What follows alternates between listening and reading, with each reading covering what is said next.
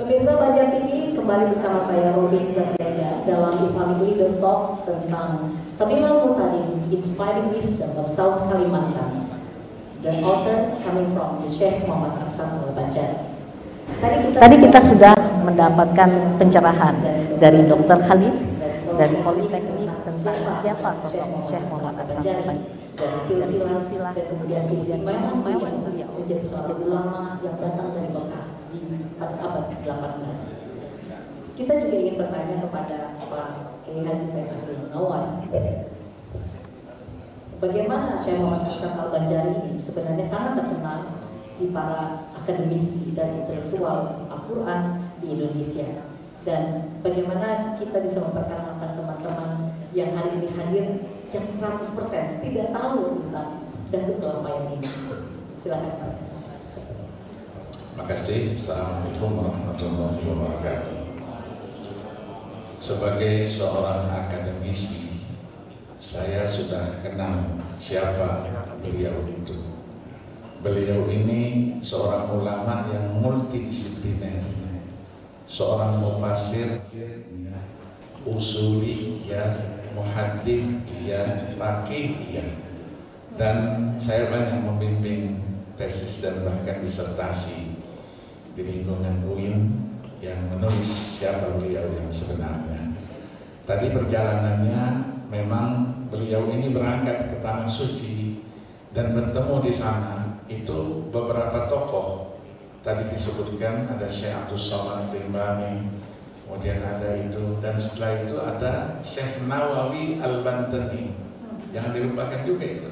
Ya. Iya, dan Mahfud At-Tarmasi. Ini satu masa, semua mereka satu masa. Hanya sebahagian karena di sana berkumpul dengan orang-orang Fatoni, akhirnya sebahagian tidak pulang ke Indonesia.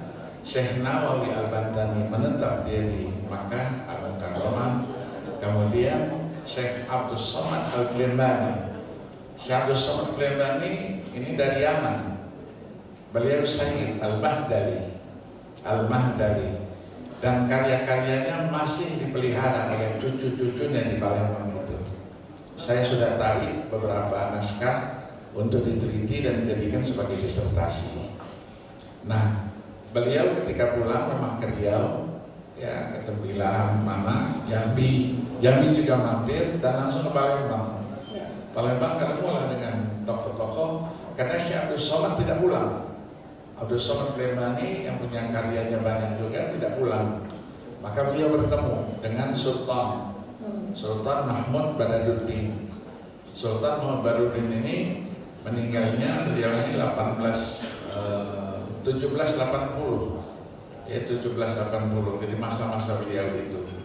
Nah, karena beliau adalah tokoh yang selalu melawan Belanda, akhirnya dua kakak beradik, 1 dan 2 diasingkan di Maluku. Yang 2 ada di Ternate, yang satu itu di Tidore. Kedua-duanya adalah hafal Al-Quran Al-Karim. Nah, maka beliau juga tadi itu perlu ditambahkan bukan seorang ilmuwan, tapi beliau juga seorang qari. Punya sanad, saya punya sanadnya. Sanad qiraatnya Sab'ah dan qiraat Nasim. Dan sudah kita sosialisasikan ketika FTQ kemarin, FTQ nasional di sini ini, dan kita sudah sebarkan sanad beliau termasuk guru sekumpul. Di beliau ini punya karya-karyanya yang sangat banyak sekali. Di beliau ada seorang multidisipliner, termasuk juga qari, ya, qari yang dikenal dengan sanad-sanadnya itu. Dan kita bersyukur malam hari ini kita bertemu dengan Bupati. Bupati ini istrinya adalah keturunan daripada Syekh Arsyad Al-Bahri. Beliau perlu disebutkan istrinya siapa namanya, bintinya sampai ya, kalau tidak salah 5 ya, ke atas itu 5 ya. Silakan Pak. Silakan Pak Bupati. Kita baru tahu malah. Ya, istri saya memang zuriat dari Syekh Muhammad Al-Banjari. Jadi Istri saya namanya Nurul Hikmah bin Muhammad Amran Yusran bin Najib bin Abdul Ghani bin Abdurrahman bin Syekh Muhammad Arsyad Al-Banjari. Ya, beliau dan istri yang namanya Tuan Limbu. Ya, jadi dari istri. Ini sebuah kebetulan yang luar biasa ya. Ya, jadi Nurul Hikmah bin Muhammad Amran Yusran bin Hamdan bin Najib bin Abdul Ghani bin Abdurrahman Pak bin Bupati Syekh belum Muhammad pernah Arsyad Al-Banjari. memberikan informasi kepada Banjar TV dan teman-teman kru kan? Ya. Kita belum pernah bilang ini kan? Berarti ini baru pertama di layar Banjar TV. Ya, karena saya nggak ditanya. Itulah ciri dia orang humble dan bersahaja biasanya. Tapi kita ke Pak Kiai Asin sebelumnya ini. Kiai, tadi kan kita agak miris juga, agak shock mendengarkan kita nggak dikenal ya. Walaupun di Indonesia terkenal.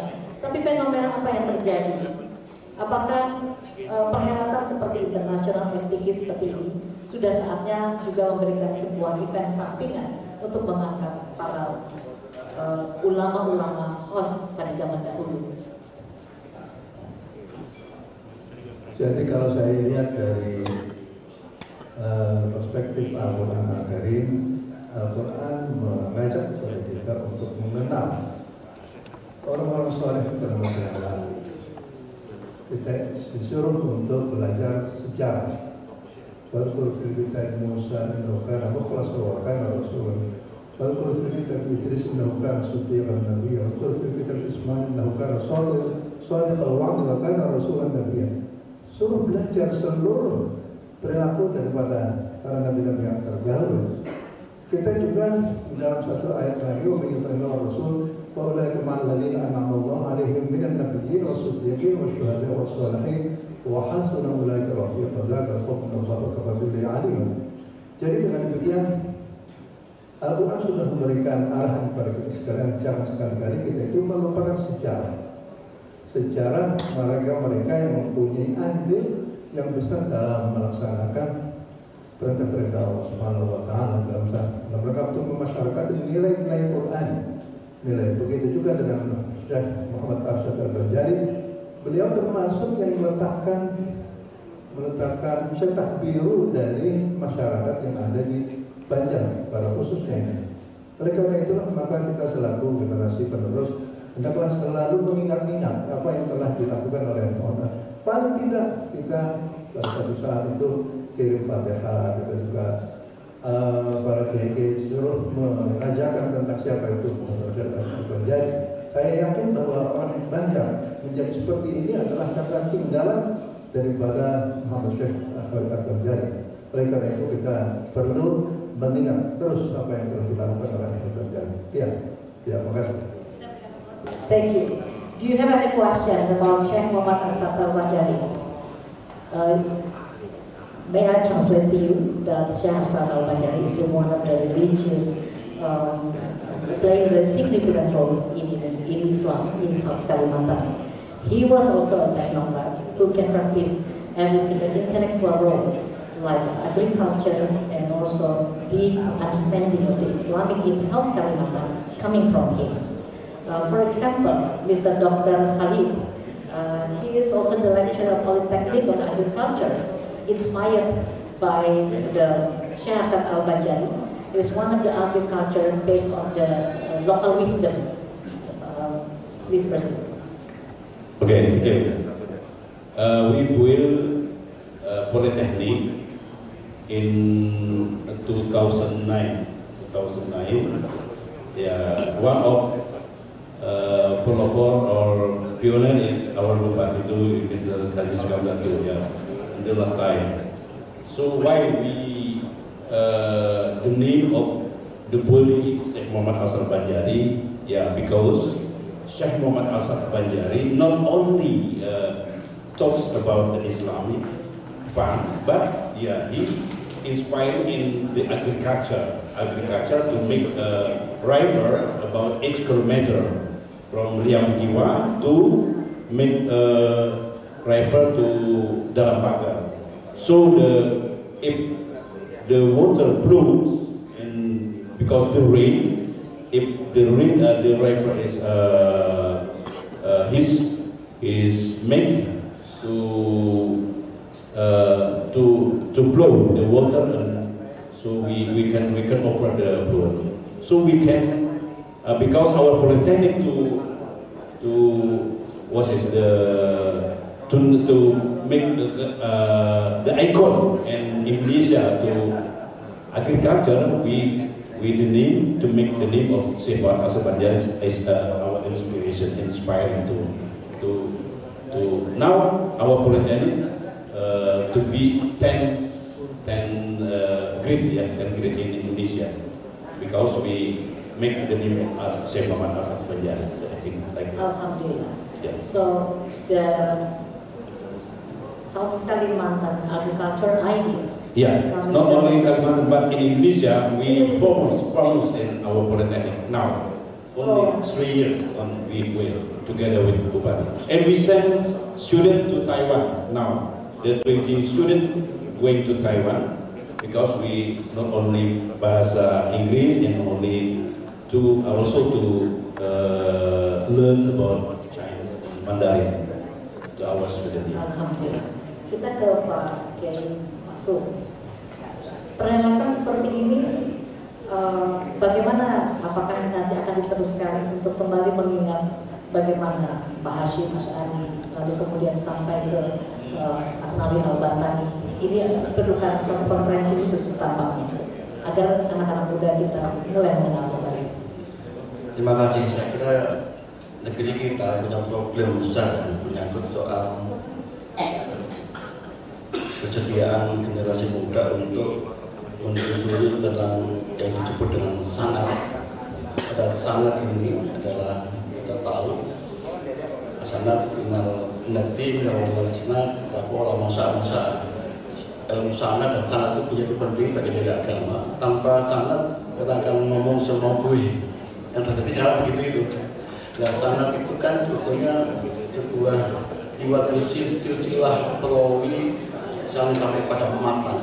Dalam konteks ini adalah silsilah tentang tokoh yang historikal, punya nilai sejarah, perjuangan dalam berbagai bidangnya, sampai mengantarkan sebuah komunitas bangsa atau umat menuju kepada titik berhasil tertentu.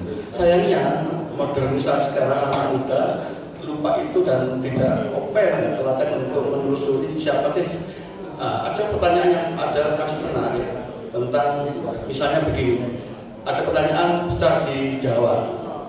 Coba sebagai sopir tanya siapa pendiri NU. Ternyata di Jawa anak muda itu Gus Dur. Ternyata jauh sekali ya perspektif pengetahuan anak muda tentang tokoh-tokoh di Jawa Gus Dur. Ini contoh konkret bahwa ada problem pemahaman tentang suatu tokoh baik kaliber nasional maupun internasional, dan itu menjadi problem karena ini di tokoh itu telah melahirkan berbagai macam perkembangan pengetahuan, termasuk praktek-praktek beragama yang di Indonesia dikenal moderator. Itu lahir dari beliau Syekh Al-Banjari turun pada murid beliau sampai saat ini. Kita berkewajiban jihad bersama para ulama untuk melestarikan itu dan mengembangkan, masuk mengintroduksi, mengembangkan pengetahuan pada seluruh generasi muda. Oleh karena itu terakhir kami sampaikan, saya mohon nanti siapapun yang memimpin jihad, tolong event MTQ jangan hanya MTQ ansih doang, tapi kita ikuti dengan kayak gini nih, seminar, talk-show, workshop atau kajian-kajian yang sangat historical yang untuk kepentingan